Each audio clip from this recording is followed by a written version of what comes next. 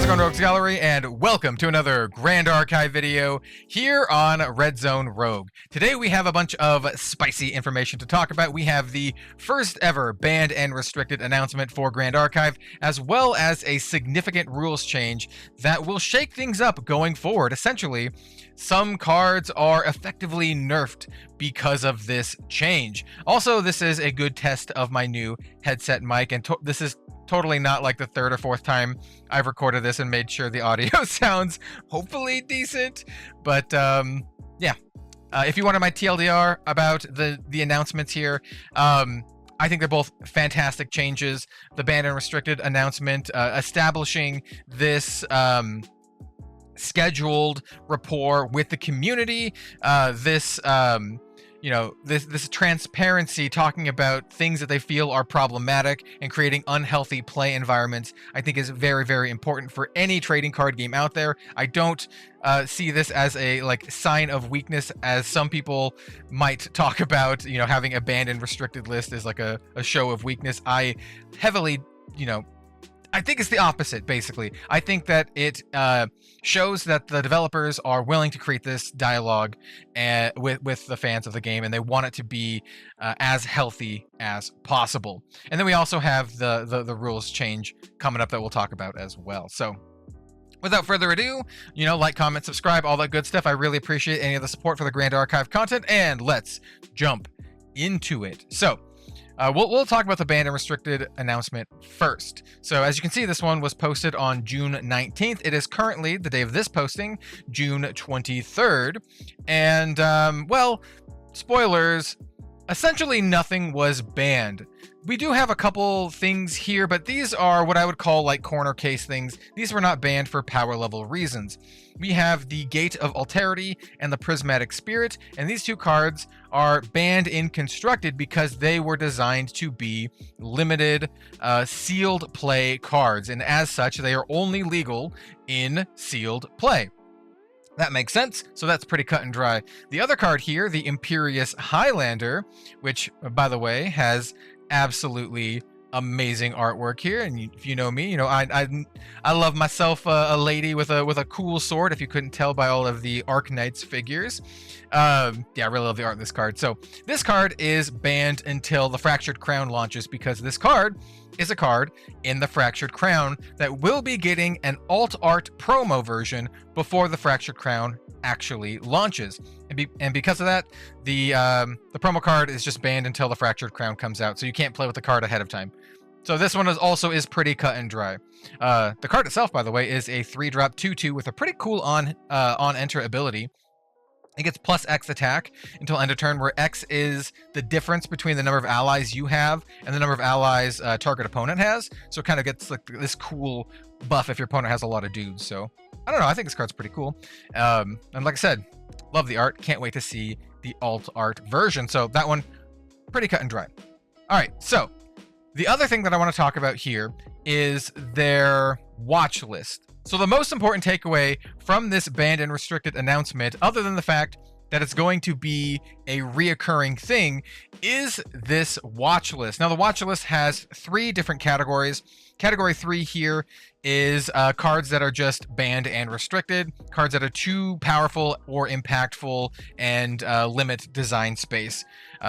Currently, there are no cards in this category. I think these 3 are just kind of special cases. So we're not really going to talk about Category 3. Category 2 is pretty interesting. Category 2 are cards that are very problematic and are being actively watched for potential future action, right? The cards currently on this list are Sword of Avarice and Reckless Conversion. And the reason why they're on this list is very interesting. Yes, they are very powerful cards, but the devs kind of really go into here, and we're not going to read the whole thing, but they talk about these cards basically creating too much what they call card momentum, which is a term they like to use to describe drawing too many useful cards within a single turn. And when it's too high, it leads to drastically increased turn durations because the new cards were not part of the consideration the players have done with their hand memory in the previous turn. So yes, the cards are strong, but they're on here because they make turns longer, which, as someone who does casting and coverage, hey, I really appreciate. I will be doing casting and coverage at the Canadian Regional, so definitely check that out. But also, as a player, I really like this consideration too, because you don't want games that last too long, that become like boring. In the case of Reckless Conversion, I really like their example of, it's a card that when someone plays it, well, 99% of the time, it will lead to a victory, but it's not 100% of the time, and therefore, the opposing player isn't going to just scoop and concede on the spot, and they just kind of like play out their turn, and they're probably still going to win anyway, but you kind of have to just wait and see. So it's a card that essentially wins the game, but doesn't actually, and you have to, just elongates the game here. Sword of Avarice does similar things. It's a card that, when played multiple times, through various effects, when it's flickered, bounced, all that kind of good stuff, it can draw you a ton of cards. And same kind of thing, it just creates so much advantage that the player is likely to win anyway, but it's just going to make the game go much longer. I think it's super interesting that that is their consideration, and not that it leads to decks that are too powerful or too prevalent, but more so that it makes the game go too long. Very, very interesting stuff here.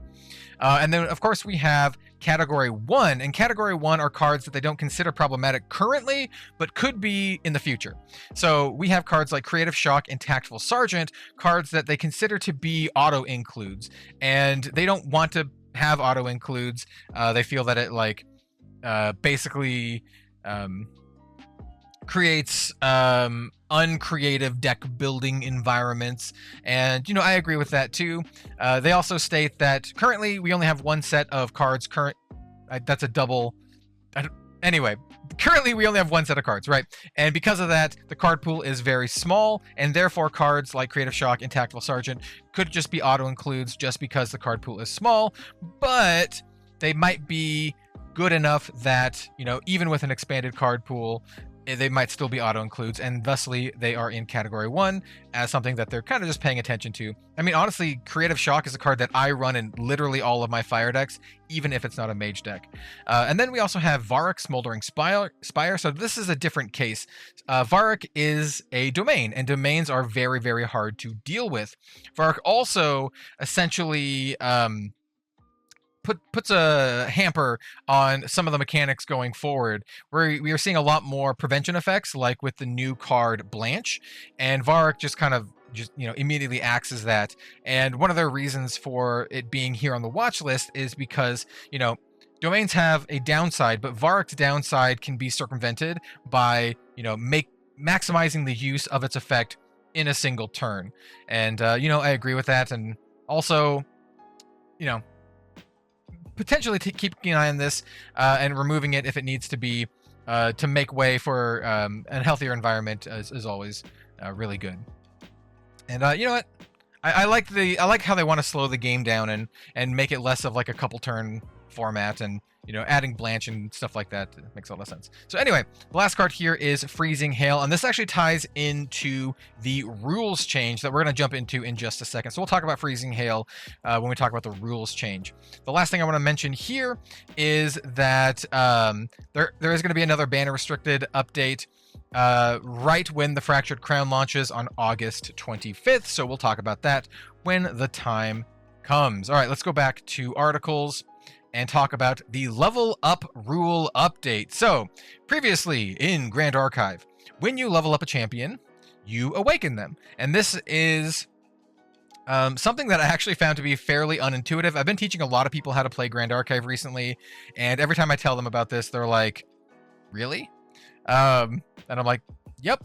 And, it kind of makes sense from a flavor perspective. When you level up in an RPG, you kind of get like this burst of power, right? But as a card game player, it's a little bit unintuitive, and also makes certain cards, like Dungeon Guide here, quite powerful. So they changed it for the better, in my opinion. In fact, I think this change opens up design space. It's a change that was already a little bit unintuitive, and it's a change that previously, this effect really didn't benefit all of the champions equally, right? Rye didn't get really much of a benefit out of this. Sylvie definitely didn't. Smack with Flute does not count. And yeah, so let's dive into it. So what is the change? Well, it's the opposite now. A champion leveling up will no longer wake it up. I'm not sure if that's the opposite. It's just neutral. It's just neutral. Hey, the first time I recorded this video, the first 3 times I recorded this video, it was much smoother. Anyway, so yeah, a champion leveling up will no longer wake it up. And yeah, like I said, I like this change. Doing a rules change like this right now, I think, is better than doing it in like a year or two when it actually is drastically problematic. You know, axing it right now also opens up future design space for cards that awaken your champion.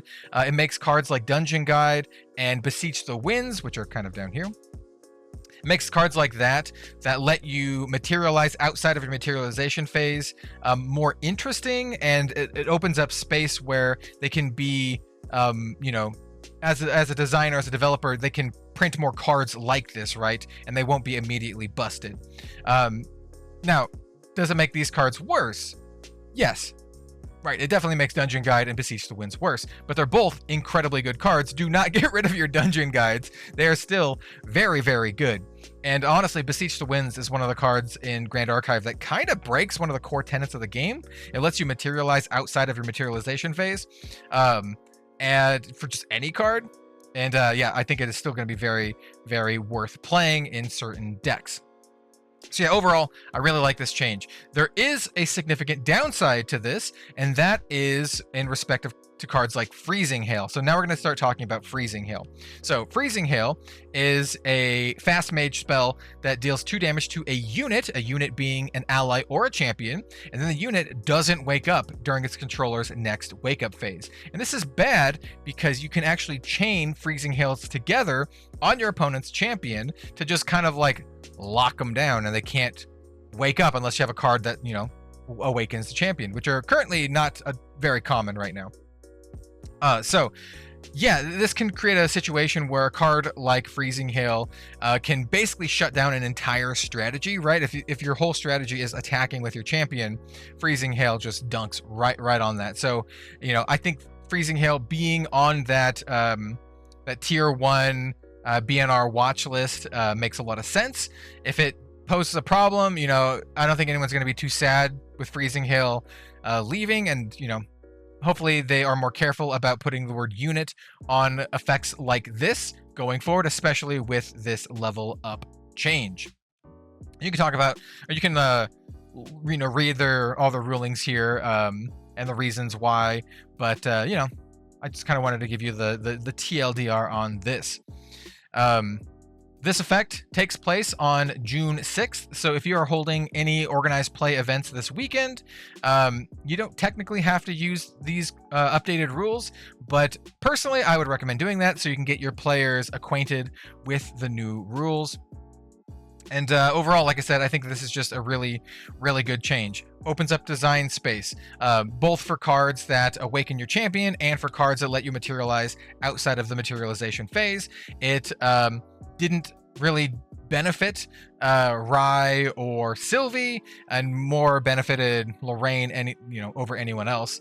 And you know, having a rule like that only benefited some champions also just felt a little off. And then personally, I just felt that the mechanic was fairly unintuitive anyway, especially for a lot of new players I was teaching. So yeah, I think it's a good change, and I think doing it now rather than later is also good. It shows a certain degree of foresight, right? Where they're like, oh, we can see this being a problem in the future. Let's change it now before it becomes a problem, rather than a reactionary thing where the game's like awful and it's horrible to play, and then they have to change it. And I've played games like that, Force of Will, and you know, it was awful. Baja Blast. But yeah, only Force Will players will know that. Also, like, Regalia, oof. Regalia and Force Will meant something much different than in Grand Archive. So anyway, I'm a big fan of these changes.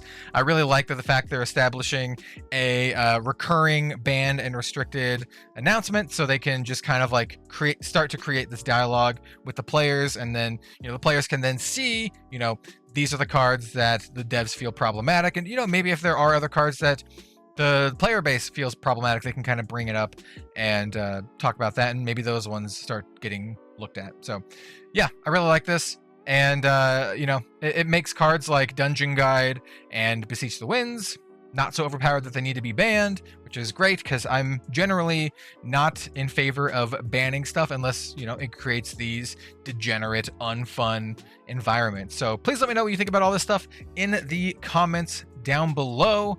And thanks for watching. I appreciate all of the support on the Grand Archive content. I'm really loving Grand Archive. I just built a Water Xander deck, and it's so good. I think, don't tell anyone, I think Water might be my favorite now. Like, it's so good. Yeah, I appreciate all the support with this. Grand Archive is a blast. And yeah, catch me at the Ascent Houston, and then also live doing the Canadian Regional Tournament. Thanks so much for watching, everyone. We'll see you next time.